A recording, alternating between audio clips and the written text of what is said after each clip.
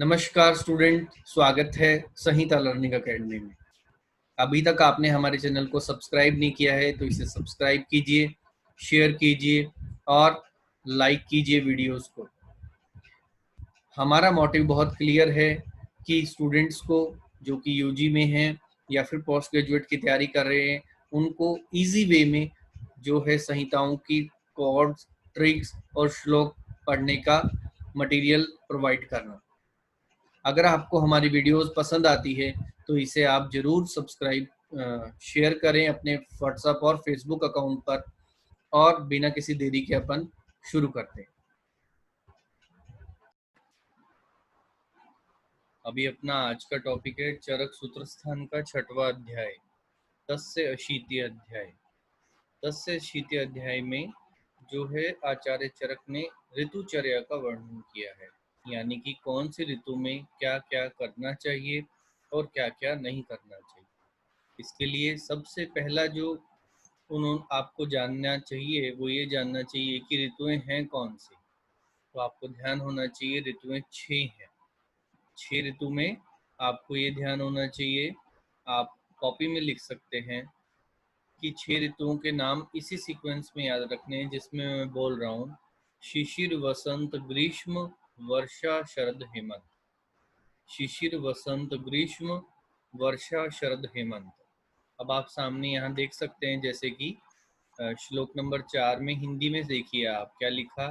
ऋतु के विभाग के अनुसार संवत्सर यानी कि एक वर्ष में 6 ऋतु होती हैं। इनमें शिशिर, वसंत, ग्रीष्म जो शुरू की 3 ऋतुएं हैं, इसमें सूर्य उत्तर दिशा में गमन करता है, इसलिए इसे उत्तरायण कहते हैं या आदान काल भी कहते हैं। और बाकी जो 3 ऋतुएं हैं, वर्षा, शरद, हेमंत, इनमें सूर्य दक्षिण दिशा में गमन करता है, इसलिए इन्हें दक्षिणायन और विसर्ग काल भी कहते हैं। आपको ऐसे देखना है कि शुरू की 3 ऋतुएं कुछ उसमें सूर्य का बल ज़्यादा बलवान रहता है और सूर्य का जो बल है अव्याहत रहता है। इस टर्म को आपको समझना पड़ेगा, अव्याहत। तो यहाँ 2-3 बातें क्लियर हो गई कि एक संवत्सर में कितनी ऋतुएं हैं, 6 हैं। उनके अंदर 2 अयन हैं, एक उत्तरायण और एक दक्षिणायन। उत्तरायण को ही आदान काल बोलते हैं और जो दक्षिणायन है उसको विसर्ग काल बोलते हैं। तो ये 3-3 पेयर अपन को ऋतु के याद रखने ही रखने हैं, इम्पोर्टेंट है। फिर इनके ना ये नाम भी आपको याद रखने पड़ेंगे। देखिए आप तथा ते करके ऐसे लिखा हुआ है, जहाँ जहाँ कर्सर चल रहा है। तेषाम तप तपस्से, तो आप हिंदी में लिख लीजिए कॉपी में, नोट्स में फटाफट। शिशिर के आगे लिखिए तप तपस्से, वसंत के आगे मधु माधव, ग्रीष्म के आगे शुचि शुक्र, वर्षा के आगे नभ नभस्य और ईश उज्र ऐसा लिखना है शरद के आगे, हेमंत के आगे सह सहस्य। तो ये सारे के सारे आप नाम लिख लीजिए। ये वही नाम को संस्कृत में बोल रहा है जो नाम अपन पढ़ते हैं माघ, फागुन, चैत्र, वैशाख, ज्येष्ठ, आषाढ़, ये वही नाम। तो इन्हीं नाम के आगे एक और पैरेलल कॉलम में लिख लीजिए, जहाँ तप तपस्या लिखा है उसके आगे लिख लीजिएगा माघ फागुन, फिर नीचे लिखिएगा चैत्र वैशाख, वसंत में, ग्रीष्म में ज्येष्ठ आषाढ़, वर्षा में श्रावण और भाद्रपद, फिर कार्तिक और मार्गशीर्ष, और आखिरी में अगहन और पोष। अब ये मुद्दे की बात है, अपन याद कैसे करेंगे इनको। माघ फागुन वाले तो फिर भी अपने इसके लिए यूज टू होते हैं, जल्दी याद हो जाते हैं स्टूडेंट्स को। लेकिन तप तपस्या वाले याद करने के लिए इनका फर्स्ट लेटर जो है, अपन कोई ट्रिक मैं आपको बता रहा हूँ वो याद कर लीजिएगा। लिख लीजिए कॉपी में, तेरी मेरी शादी नहीं इस साल। ये कोड है, इस कोड को इसी सीक्वेंस में याद रखना है अपन को। तेरी मेरी शादी नहीं इस साल। त से तप तपस्से, ये देखिए आप तपस्से। म से मधुमाधव, शा से शुचि शुक्र, न से नबनबस से, इस ईश ऊश्र, और साल में सह सहस से। ठीक है, इंपॉर्टेंट है ये बात, वेरी वेरी इंपॉर्टेंट है ये एग्जाम पॉइंट ऑफ व्यू से। लेकिन इसके लिए जो लेफ्ट साइड में अपने जो महीने अपन बार बार बोल रहे हैं, जिन पे जोर दे रहे हैं, शिशिर वसंत ग्रीष्म वर्षा शरद हेमंत, ये पहले याद होने बहुत बहुत जरूरी है, उसके बाद ही ये सब ट्रिक वगैरह काम आएंगी। नेक्स्ट देखिए आप, ये जो ऋतु है, ये अपन ने जो ऋतुएं पढ़ी हैं ये स्वस्वृत के हिसाब से पढ़ी। एक डिवाइडेशन और ऋतु का होता है जो ऊपर लिखा हुआ है पेज पे, शोधन के अनुसार ऋतु विभाग। इसमें क्या होता है, आप देखिए पहली पहली लाइन में क्या लिखा है, ग्रीष्म और वर्षा के बीच में प्रावृत ऋतु आ जाती है। तो एक ऋतु एक्स्ट्रा हो जाती है ग्रीष्म और प्रावृत के बीच में। तो अब एक माइनस भी करनी है अपन को, 6 ही रखना है, इसलिए शिशिर को काउंट नहीं करते। फिर नेक्स्ट देखते हैं अपन, तो ये आपको इनमें महीने भी याद रखने हैं। प्रावृत के अंदर आषाढ़ और श्रावण, इसकी ट्रिक है आशा। तो पहले तो दिमाग में रखना है सुश्रुत के हिसाब से जो अपन ने पढ़ा है वो ऋतु विभाग है, और जो है शोधन के हिसाब से ये वाला ऋतु विभाग है जिसमें कि प्रावृत आती है, लेकिन आती कहाँ है, ग्रीष्म और वर्षा के बीच में। और उसमें कौन से महीने होते हैं, आषाढ़ और श्रावण। फिर अपन अब जो अपन ने डिवाइडेशन किया उसके बारे में पढ़ते हैं। पहले पढ़ रहे हैं विसर्ग काल के बारे में। विसर्गे पुनर्वायव्यो न अतिरुक्ष, विसर्ग नीचे वाला था, यानी कि शिशिर वसंत ग्रीष्म जो था वो तो था आदान काल या उत्तरायण, विसर्ग या फिर दक्षिणायन एक ही बात है। तो ये कह रहे जो नीचे वाला है वो उसमें क्या था, उसमें चंद्रमा का बल जो है वो अव्याहत रहता है। पहले शब्द को समझ लीजिए आप, अव्याहत। व्याहत होता है हैम्पर होना, किसी चीज उसको कोई चीज रोक रही है, लेकिन अव्याहत वो किसी भी तरह से किसी भी चीज से हैम्पर नहीं है, किसी भी चीज से वो रुका हुआ नहीं है। तो सोम का अव्याहत बल किस में रहेगा, विसर्ग काल में रहेगा। इसका अपन अपोजिट देखते हैं, सोम यानी चंद्रमा। और इसका अपोजिट देखते हैं, अगर सूर्य, सूर्य का आप देखोगे कि अव्याहत बल किस में रहेगा, तो आदान और जो है उत्तरायण के अंदर रहेगा। तो इसमें आप देख लीजिएगा, हल्का सा पढ़ लीजिएगा कि पुनः वायव्यो न अतिरुक्षः प्रवान्ति। अतिरुक्ष वायु किसमें नहीं बहेगी, दक्षिणायन, यानी कि जो अपना उत्तर विसर्ग काल है उसमें ज्यादा रुक्ष वायु नहीं रहेगी। इतरे, इसके अलावा जस्ट अपोजिट हो जाएगा पुनरादाने। फिर लिखा है दोबारा से, सोमश्च अव्याहत बल, सोम का अव्याहत बल रहेगा किसमें, विसर्ग काल। ठीक है, अतः विसर्ग सौम्य, इसलिए विसर्ग जो है वो क्या है, सौम्य काल है। नेक्स्ट देखते हैं अपन, आदान, आदानम पुनराग्नियम। तो छोटा सा यहाँ क्वेश्चन बनता है, सौम्य कौन सा अयन है, कौन सा काल है, तो विसर्ग काल है। तो एक ही लाइन आप याद कर लीजिएगा, छोटा सा श्लोक है, आदान टुकड़ा है छोटा सा, आदानम पुनराग्नियम। इतना याद आ गया तो आपको दूसरा अपने आप याद आ जाएगा, आदानम पुनरायम।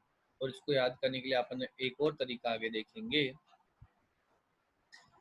फिर क्या लिखता है ये देखिए आप, इसको पढ़िए हिंदी में, आदान काल के अंदर शरीर कैसा हो जाएगा। अब आप सोचिए, जब सूर्य का बल अव्याहत है, यानी सूर्य को कोई भी हैम्पर नहीं कर पा रहा है। इसके लिए पहले आप एक बार ये चार्ट जरूर देख लीजिएगा और समझ आ जाएगा। हाँ जी, ये चार्ट देखिए आप, ये बहुत अच्छा चार्ट है, आदान काल और विसर्ग काल। आदान काल को एक और याद करने का तरीका मैं आपको बताता हूँ, ऐसे याद करिए, सूर्य अपनों से दान ले रहा है, तो जो भी बल है, जो भी मनुष्य के शरीर में सौम्य भाव है, उन सबको नुकसान पहुंचेगा और रुक्षता बढ़ेगी। अब देखते हैं अपन, पहले तो आदान काल में कौन सी 3 ऋतुएं होगी, आदान काल, उत्तरायण। दोनों के अंदर आपको शुरू शुरू में 3 दिख रहा है क्या, इसलिए आदान काल और उत्तरायण दोनों के दोनों के पर्यायवाची। आगे चल के आप कंफ्यूज नहीं हो जाओ, इसलिए मैं आपको बता रहा हूँ। फिर देखिए आप, शिशिर, वसंत, ग्रीष्म, ये 3 ऋतुएं थी। इसमें महीने की बात अपन कर चुके, माघ फागुन, चैत्र वैशाख और ज्येष्ठ आषाढ़। फिर इसी को, सूर्य कहाँ रहता है इसमें, उत्तरायण में रहता है, आदानम आग्नेयम ये भी पढ़ा दिया, वायु रुक्ष हो जाती है, ये पढ़िएगा शब्द।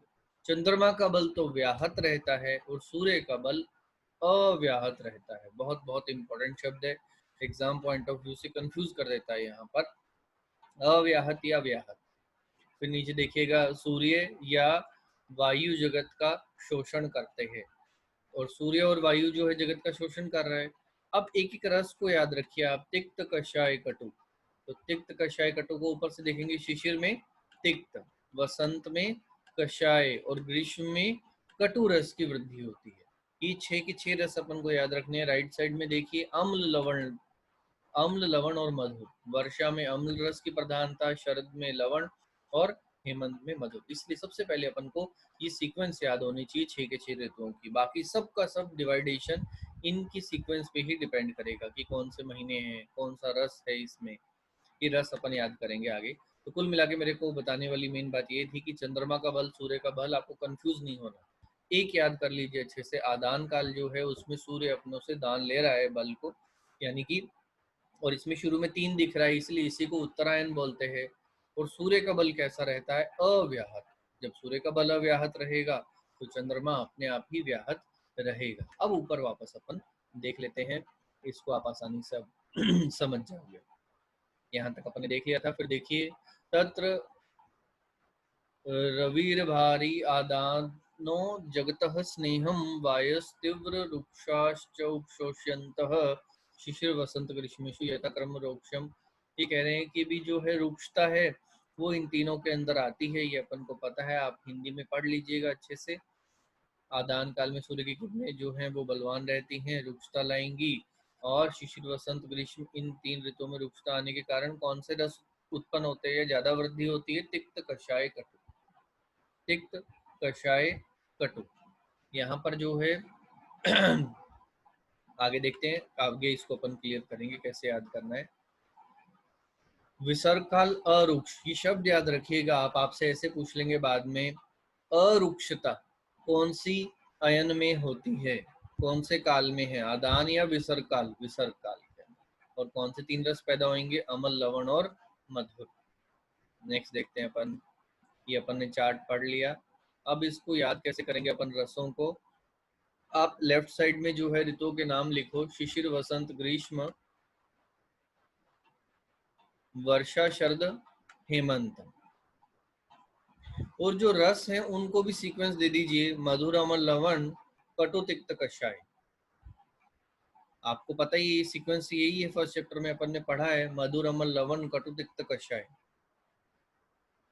अब आप देखिए इधर, मैं ऐसे समझ रहा हूँ आपने लेफ्ट साइड में ऋतुओं के नाम अपनी कॉपी में लिख लिए हैं। कॉपी में लिखना बहुत जरूरी है। इसके साथ साथ तो जो है शिशिर, वसंत, ग्रीष्म, वर्षा, शरद, हेमंत, ऐसा मैं मान रहा हूँ आपने लिख लिया है। अब आप इसको बीच में से एक लाइन खींच दो, अपने मन ही मन में आपको ये बनाना है लाइन, कि ऊपर की जो 3 है वो आदान है, नीचे की 3 विसर्ग है। यहाँ पर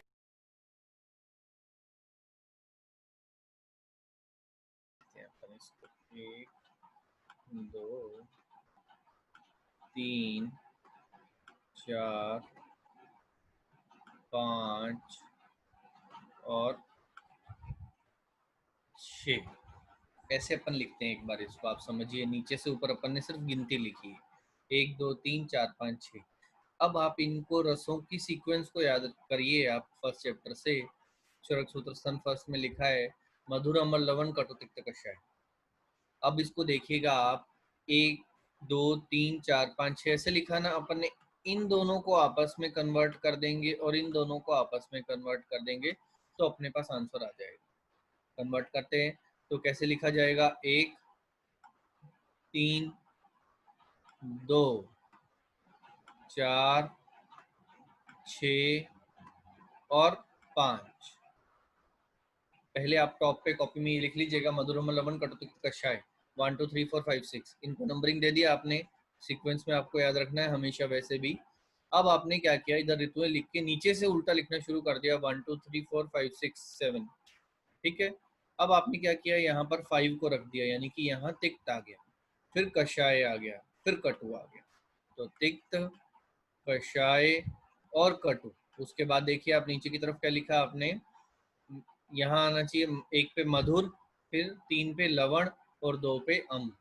दोबारा ध्यान से देख लीजिएगा, 1 2 3 4 5 6 नीचे से ऊपर की तरफ लिखना है और लेफ्ट साइड में अपने ऋतुओं के नाम पहले से लिखे हुए हैं, ऐसा मैं मान के चल रहा हूँ।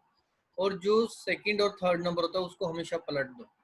तो इन दोनों को पलट दिया, इन दोनों को पलट दिया, ये अच्छे से याद कर लीजिएगा। अब कभी भी गलती हो जाए, मिस्टेक हो जाए, तो आपको कैसे रूल आउट करना है। एक तो देखना है बारिश में हमेशा अम्लपाक होता है, तो वर्षा में कैसा होता है, अम्लपाक। अब मैच कर लेगा, शिशिर वसंत ग्रीष्म वर्षा, वर्षा में क्या आ रहा है, अम्ल ही आ रहा है, यानी कि सीक्वेंस ठीक है।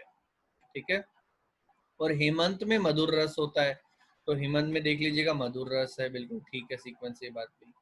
तो इस तरह से आप इसको क्रॉस चेक भी कर सकते हो, बहुत इंपॉर्टेंट है ये, इसलिए याद करना है। आगे चल के बहुत एग्जाम में क्वेश्चन आता है, कोई भी कंपटीशन एग्जाम है तो इसमें क्वेश्चन की प्रोबेबिलिटी काफ़ी ज़्यादा है।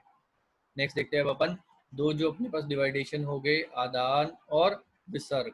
पहले इस लाइन को पढ़िए, आदाव अंते च दौर्बल्यम विसर्ग आदान्यो नृणाम।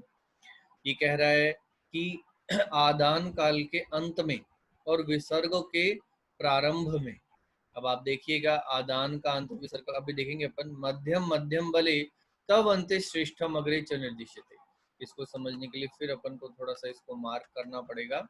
अब आप देखिए ऋतुओं के इनके पहले नाम देखते हैं अपन ऊपर चल के, शिशिर वसंत ग्रीष्म वर्षा शरद हेमंत। अब इस श्लोक को समझते हैं अपन। पहले तो आपको समझना चाहिए ये ऊपर से नीचे लिखे हुए हैं, ऐसा सीक्वेंस में समझना चाहिए। तो जो शिशिर है और जो हेमंत है, इन दोनों के बारे में बोल रहा है सबसे पहले कि आदा आदावंते विसर्गादान्यो नृणाम मध्य मध्यम बले तव अंते श्रेष्ठम अग्रे च निर्दिश्यते। ये कह रहा है विसर्ग का, पहले पीछे से पढ़िए आप, तव अंते यानी विसर्ग का अंत। तव अंते शब्द का अर्थ क्या है, विसर्ग का अंत यानी कि हेमंत। और श्रेष्ठम अग्रे, श्रेष्ठम अग्रे क्या है, शिशिर। यानी कि जो ये फर्स्ट है दोनों की, उन दोनों के अंदर जो है सबसे ज्यादा बल रहता है। तो अब आगे देखते हैं अपन, मध्य मध्यम बले, यानी कि वसंत भी मध्यम में आ रहा है और इधर शरद भी मध्यम में आ रहा है, इसमें मध्यम बल रहेगा। और तीसरा है कि आदाव का तो अंत और विसर्ग का प्रारंभ, इसमें सबसे ज्यादा दौर्बल्य रहता है। अब आप श्लोक को पढ़िएगा, आदाव अंते च दौर्बल्यम विसर्ग दान्यो नृणाम। आदाव के अंत में और विसर्ग के प्रारंभ में सबसे ज्यादा जो है वो दुर्बलता रहती है। मध्य मध्यम बले, यानी कि वसंत और शरद में मध्यम बल रहेगा। और तीसरा तव अंते, इस शब्द से देखना, तव अंते का शब्द का शाब्दिक अर्थ पूछ लेते कई बार, हेमंत ऋतु है। श्रेष्ठम अग्रे का मतलब है शिशिर ऋतु है। तो काफी सारे क्वेश्चंस बनते हैं इसके अंदर। एक तो ये कि सबसे ज्यादा बल कौन सी दो ऋतुओं में है, शिशिर और हेमंत में, मध्यम वर्षा और शरद में, और ग्रीष्म और जो है वर्षा इसमें सबसे कम है। इसके लिए सीधी सी बात मैं आपको बार बार जोड़ दे के बोल रहा हूँ, आपको सीक्वेंस याद होनी चाहिए। सीक्वेंस याद है तो आपका क्वेश्चन लगभग लगभग सही होने की प्रोबेबिलिटी ज्यादा रहेगी। नेक्स्ट देखते हैं अपन इसके बाद, यहाँ पर तवंते शब्द का मतलब देख लीजिएगा, हेमंत ऋतु के बारे में बोल रहा है और श्रेष्ठम अग्रे से ग्रीष्म ऋतु के बारे में बोल रहा है। ये वापस एक अच्छा डिवाइडेशन आपको देखने को मिल रहा है। यहाँ सब कुछ है, अपन इसके बारे में ज्यादा डिस्कशन नहीं करेंगे, काफी डिटेल डिस्कशन अपन ने इसका डिस्कशन कर चुके हैं। नेक्स्ट आएगा इसके अंदर, पहली ऋतु कौन सी वर्णित की है चाणक्य ने, हेमंत ऋतु वर्णित की है।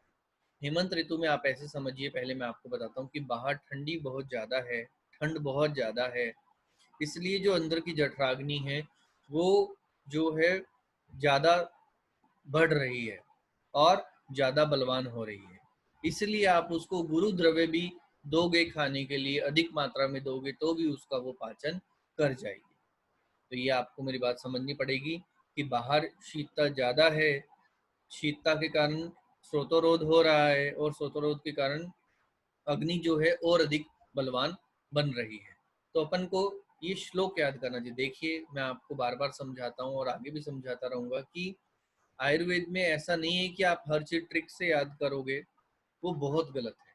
श्लोक आपको याद करने ही चाहिए, मैंडेटरी है, ताकि आप लंबे टाइम तक उसको याद रख पाओ।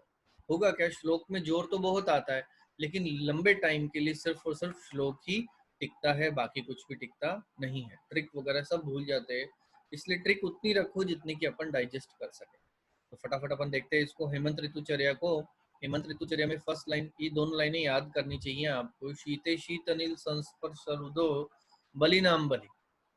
शीतता बहुत अधिक है बाहर और शीत वायु के स्पर्श के कारण सरुद्धो और रुद्ध हो जाती है अग्नि, बलिनाम बलि, और जो है शरीर के अंदर जो गर्मी है वो बाहर नहीं निकल पाती है, इस कारण जो जठराग्नि है वो बढ़ जाती है। बलिनाम बलि पक्ता भवती हेमंते मात्रा द्रव्य गुरुशम।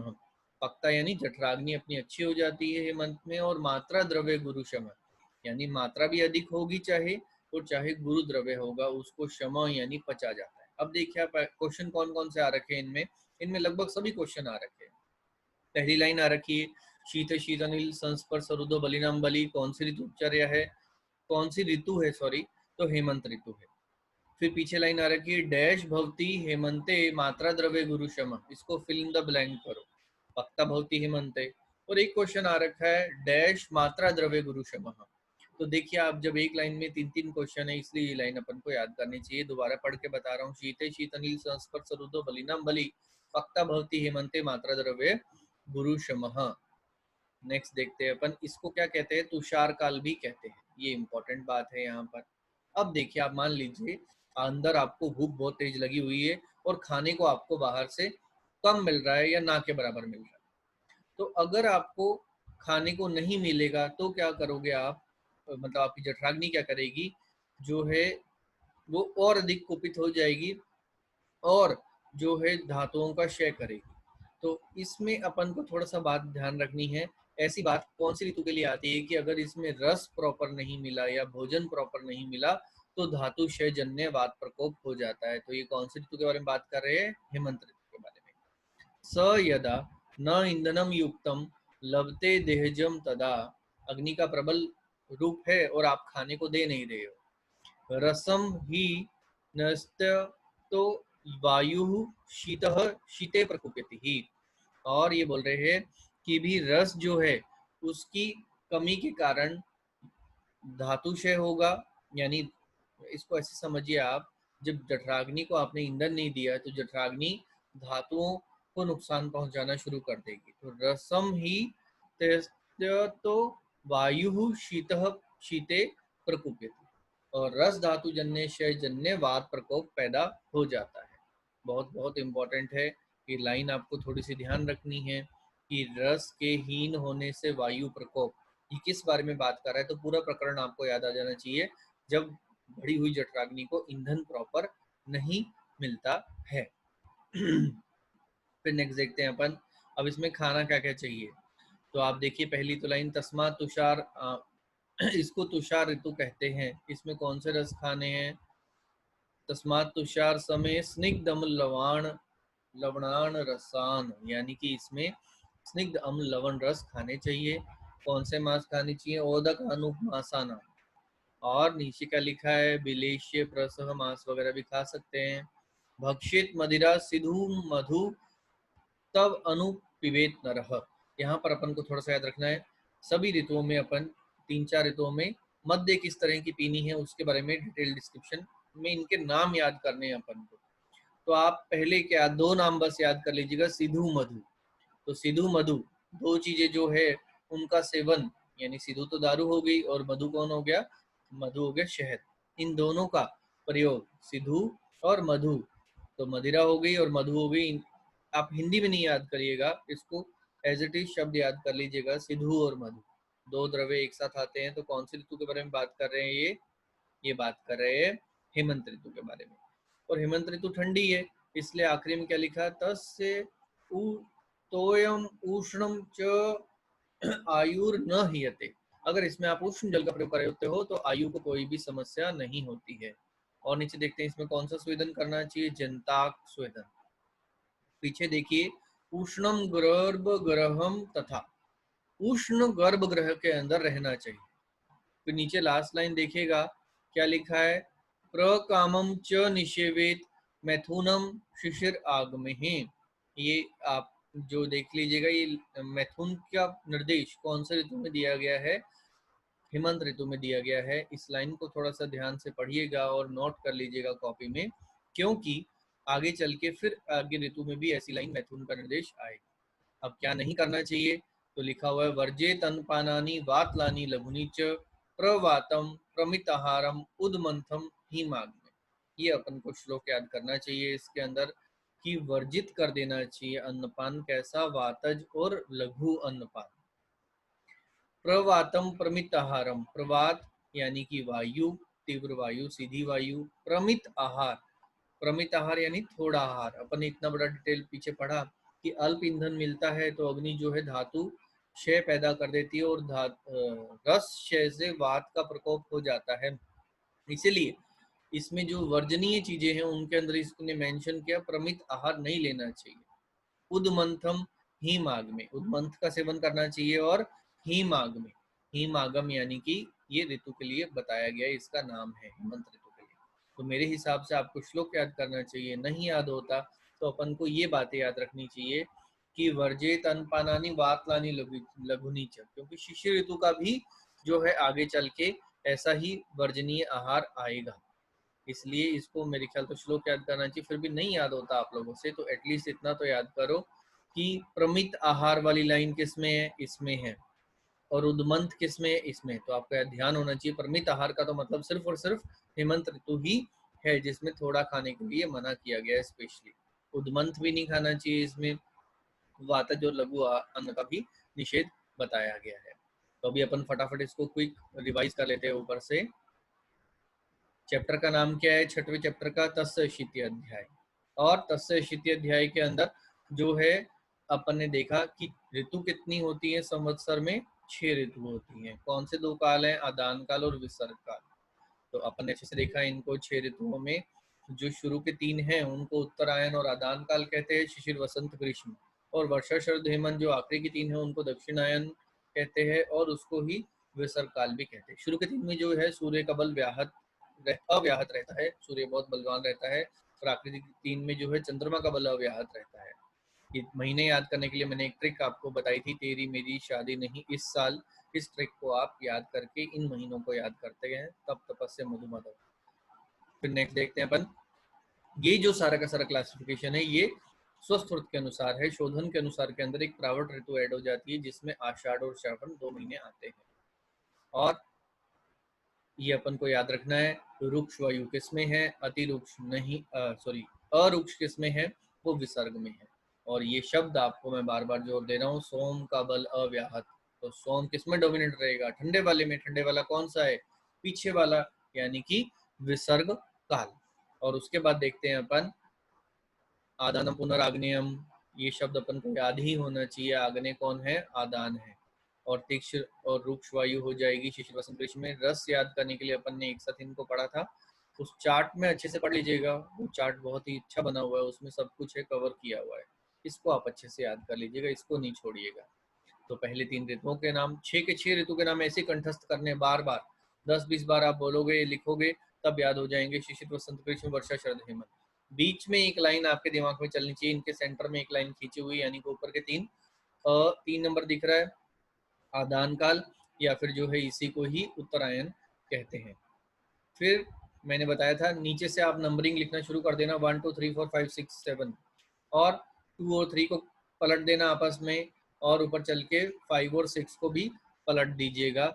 तो आपके रस प्रत्येक ऋतु में बन जाएंगे। क्रॉस चेक करने के लिए देखे ना, वर्षा में हमेशा खट्टा पाक अम्ल पाक होता है, और हेमंत में सॉरी पाक नहीं अम्ल रस उत्पन्न होता है, और जो हेमंत ऋतु है उसमें मधुर रस उत्पन्न होता है।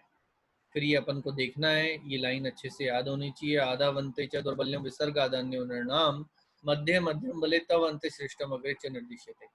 नहीं याद होती तो मतलब समझ आना चाहिए, और तव अंते का मतलब कौन सी ऋतु है, श्रेष्ठम अग्रे का मतलब कौन सा है, दोनों को दोनों क्वेश्चन आ रखे कॉम्पिटिशन में।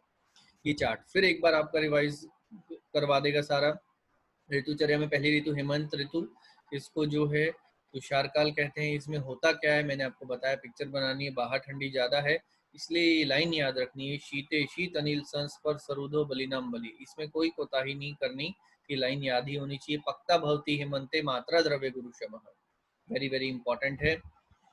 फिर नेक्स्ट देखते हैं अपन, इसके अंदर मैंने आपको बताया, एक और पिक्चर ध्यान रखनी है, आहार न मिलने पर रस धातुषय जन्य वात प्रकोप। कौन सी ऋतु है? हेमंत ऋतु। इसलिए ये लाइन किसकी? रसम ही नस्तस्यतोः वायुः शीतः शीते प्रकुप्यति। और आगे देखिए आप, यहाँ पर एक विमर्श रह गया बताने के लिए। जैसे अपने मॉडर्न साइंस में देखते हैं, पहले प्रोटीन, सॉरी, सबसे पहले कार्बोहाइड्रेट जाता है बॉडी में, फिर प्रोटीन, फिर फैट जाता है, फिर प्रोटीन की बारी आती है। कार्बोहाइड्रेट, फैट और प्रोटीन। ऐसे आयुर्वेद में सबसे पहले क्या लिखा? आहारान पचतीशिकी, सबसे पहले आहार को पचाता है। दोषान आहार वर्जिते दोष, फिर आहार पच गया, उसके बाद दोष की बारी आती है, दोषों को पचाता है।